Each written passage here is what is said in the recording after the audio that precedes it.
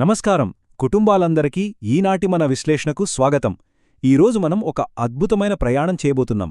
అదేంటంటే మనందరికీ ఎంతో ఇష్టమైన తాతయ్యలు నానమ్మల దగ్గరుండి మనం వింటూ పెరుగుతున్న గొప్ప ఇతిహాసం రామాయణం. నిజం చెప్పాలంటే ఇది కేవలం ఒక పాత కథ మాత్రమే కాదు, మన నిజ జీవితంలో మరీ ముఖ్యంగా పిల్లలు తమ దైనందిన జీవితంలో ఎదురయ్యే చిన్న చిన్న సవాళ్లను ఎలా ధైర్యంగా ఎదుర్కోవాలో నేర్పే ఒక అద్భుతమైన గైడ్. ఈ అద్భుతమైన కథలో దాగిన విలువలను, వాటిని పిల్లలకు ఎలా పరిచయం చేయాలో ఈరోజు మనం సరదాగా మాట్లాడుకుందాం. శ్రీరాముడిని తరచుగా మర్యాద పురుషోత్తముడు అని ఎందుకు పిలుస్తారో ఎప్పుడైనా ఆలోచించారా? చాలా సింపుల్. మర్యాద అంటే అందరికీ ఇచ్చే అత్యున్నత గౌరవం, అలాగే మన సత్ప్రవర్తన. ఇక పురుషోత్తముడు అంటే మనుష్యులలోనే అత్యుత్తమమైన వ్యక్తి అని అర్థం. ఈ ప్రాచీనకాలపు వీరులు ఎలా బతికారో చూస్తే ఈ కాలంలో మన పిల్లలు ధర్మబద్ధంగా ఎలా ఉండాలో ఒక క్లియర్ మ్యాప్ దొరికినట్లే. సరే, మరి ఈరోజు మనం ఏమేం తెలుసుకోబోతున్నామంటే వీరుని ప్రయాణం, నిజాయితీ, స్నేహబంధాలు, అంతర్గత శక్తి, క్షమాగుణం, అలాగే ఒక గొప్ప వారసత్వాన్ని ఎలా నిర్మించాలిలాంటి 6 ముఖ్యమైన అంశాలను వరసగా చూద్దాం. ఇక ఏమాత్రం ఆలస్యం చేయకుండా మొదలుపెడదాం. మొదటి అంశం ఒక గొప్ప వీరుని ప్రయాణం.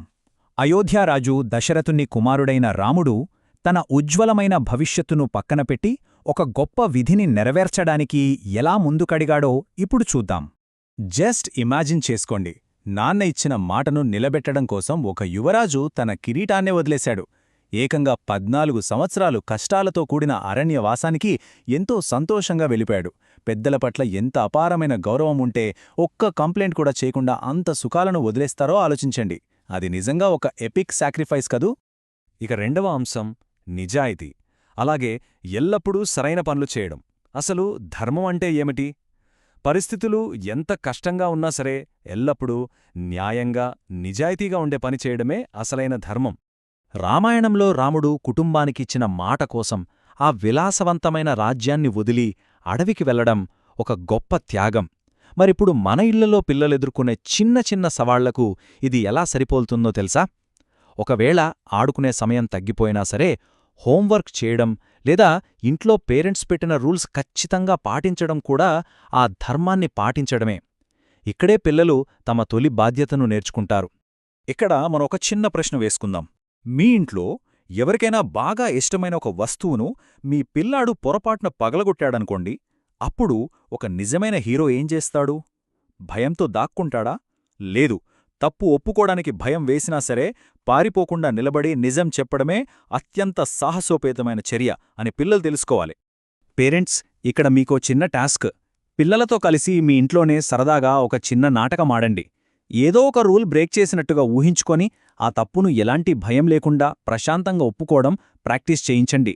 దీన్నొక ఆటలాగా మార్చడం వల్ల నిజం చెప్పాలనే భయం వాళ్లలో పోతుంది. తప్పును దాచిపెట్టి భయపడే కంటే నిజం చెప్పేస్తే మనసుకు ఎంత ప్రశాంతంగా ఉంటుందో వాళ్లకు అర్థమయ్యేలా చెప్పండి. ఇక మూడవ అంశానికి వస్తే నిజమైన స్నేహబంధాలు. రాముడు తన సోదరుడు లక్ష్మణుడితో, పరమ భక్తుడైన హనుమంతుడితో మరియు ఆ వానర సైన్యంతో పంచుకున్న విడదీయరాని స్నేహబంధాల గురించి మాట్లాడుకుందాం. ఇక్కడ మనం గమనించాల్సిన అద్భుతమైన లక్షణాలు చాలా ఉన్నాయి.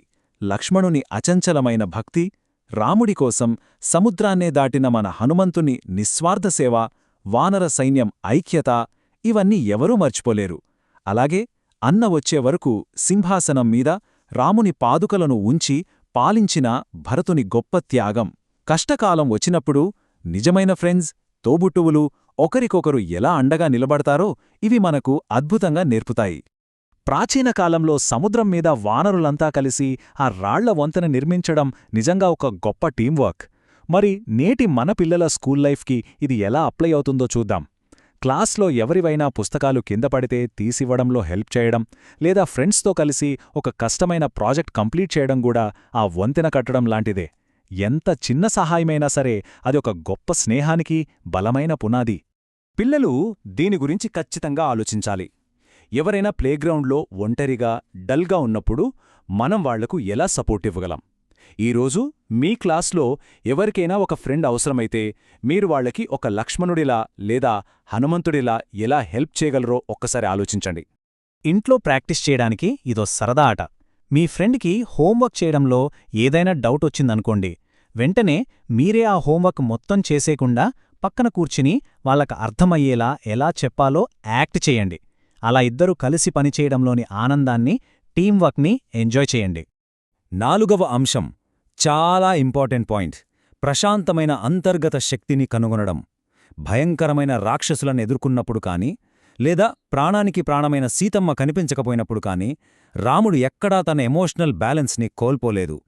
అత్యంత భయంకరుడైన 10 తలల రావణాసురుడు ముందు నిలబడటం ఒక ఎత్తు అయితే, ఇప్పుడు మన పిల్లలు టఫ్ మ్యాథ్స్ ఎగ్జామ్ రాయడం ఇంకో ఎత్తు. అవును కదా? రాముడు ఆ రాక్షసుణ్ణి ఎంత కూల్గా, భయం లేకుండా ఎదుర్కొన్నాడో చూశాం. ఆధునిక జీవితంలో పిల్లలు కష్టమైన పరీక్ష ముందు కాని, పెద్ద స్పోర్ట్స్ ఈవెంట్ ముందు కాని టెన్షన్ పడకుండా ఒకసారి గట్టిగా ఊపిరి పీల్చుకుని ప్రశాంతంగా ఉండటం కూడా అటువంటి గొప్ప విజయమే అని మనం వాళ్లకు చెప్పాలి. అన్నీ మనకు ఆపోజిట్గా జరుగుతున్నప్పుడు ఆ టెన్షన్లో మన మైండ్ని ప్రశాంతంగా ఎలా ఉంచుకోవాలి? భయపడి కంగారు పడటం కంటే ఒక నిమిషం ఆగి సహనంతో ఆలోచించటం ఎంత పవర్ఫుల్ అనేది ప్రతి ఒక్కరూ ప్రాక్టీస్ చేయాలి. మనలోని ఆ ఇన్నర్ వారియర్ని నిద్రలేపాలి. 5వ అంశం కరుణ మరియు క్షమాగుణాన్ని ప్రాక్టీస్ చేయడం.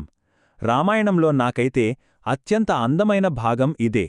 ఎలాంటి భేదభావం లేకుండా మనస్ఫూర్తిగా అందర్నీ క్షమించిన ఒక గొప్ప వీరుడి మనస్సు గురించి ఇప్పుడు మనం చూద్దాం. ఇక్కడ అసలైన పాయింట్ ఏంటంటే, యుద్ధం తర్వాత శత్రువులను సైతం క్షమించడం, శత్రు సోదరుడైన విభీషణుడు రాగానే ప్రేమతో ఆహ్వానించడం. మన స్కూల్ లైఫ్లోది ఎలా ఉంటుందంటే, మనల్ని ఏదైనా మాట అన్న ఫ్రెండ్ని మర్చిపోయి క్షమించడం, లేదా కొత్తగా వచ్చిన స్టూడెంట్ని మన గ్రూప్లో కలుపుకోవడం లాంటిది. నిజమైన బలమంటే ఎదుటివాళ్లను కొట్టడం కాదు, మన కోపాన్ని వదిలేసి వాళ్లను ప్రేమతో యాక్సెప్ట్ చేయడం. ఎవరిపైనైనా కోపాన్ని మనసులో పెట్టుకోవడం చాలా హెవీగా ఉంటుంది కదా? అదే వాళ్లను క్షమించేస్తే మన మనసు ఎంత తేలికవుతుందో తెలుసా? ఎందుకంటే మనం వాళ్లకి చేసే మేలు కంటే క్షమించడం వల్ల మనకే ఎక్కువ ప్రశాంతత దొరుకుతుంది. మన హృదయం మరింత బలంగా మారుతుంది. కరుణ అనే ఈ గొప్ప ఆర్ట్ని పిల్లలకు నేర్పించడానికి మీరు ఈ చిన్న గేమ్ ట్రై చేయండి. ప్లేగ్రౌండ్లో ఏదో చిన్న గొడవ జరిగినట్టు యాక్ట్ చేయండి. వెంటనే ఆ కోపాన్ని వదిలేసి నేను నిన్ను క్షమిస్తున్నాను అని చెప్పడం ప్రాక్టీస్ చేయించండి. అలా శాంతిగా ఉండటం వల్ల మనస్సుకి ఎంత రిలీఫ్గా ఉంటుందో పిల్లలతో డిస్కస్ చేయండి. ఇక మనం కథ ముగింపుకు వచ్చేశాం. ఒక శాశ్వతమైన వారసత్వాన్ని నిర్మించడం.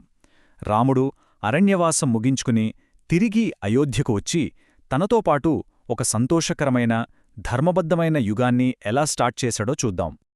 ఇన్ని విషయాలు మాట్లాడుకున్నాం కదా, ఫైనల్గా నేను చెప్పేదేంటంటే, ఈ రామాయణం కేవలం ఒక గ్రంథం కాదు, మన రోజువారీ జీవితంలో మనం తీసుకునే నిర్ణయాలకు ఇదొక లైవ్ గైడ్. ఈ వాల్యూస్ని మన జీవితంలో అప్లై చేయడమే మనం పిల్లలకిచ్చే అసలైన వారసత్వం.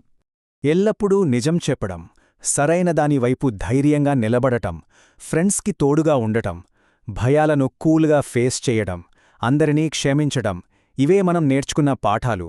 ఈ చిన్న చిన్న పనులు రోజూ ప్రాక్టీస్ చేయడం ద్వారా పిల్లలు వాళ్ళ లైఫ్కి వాళ్లే గొప్ప హీరోలవుతారు. ముగింపుగా మీకో చిన్న ప్రశ్న వదిలేస్తున్నాను. ఈరోజు మనం తీసుకునే నిర్ణయాలే కదా రేపటి మన ప్రపంచాన్ని మారుస్తాయి.